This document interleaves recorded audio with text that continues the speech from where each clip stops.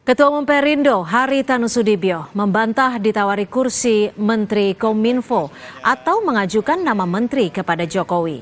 Saat ditemui di Istana Kepresidenan Jakarta, Haritanu bilang hanya bicara hal ringan sambil mendampingi rombongan paguyuban sosial Marga Tionghoa Indonesia.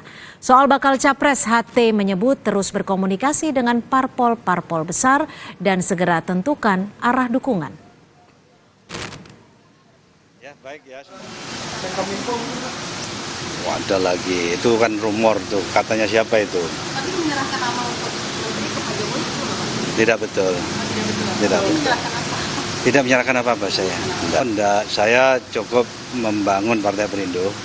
Karena kalau membangun partai itu perlu konsentrasi. Terlalu pagi, jangan sekarang ya. Ya, saya harus bicara dengan teman-teman di DPP. Kita rembukan, kita kaji dengan baik, kemudian baru kita putuskan.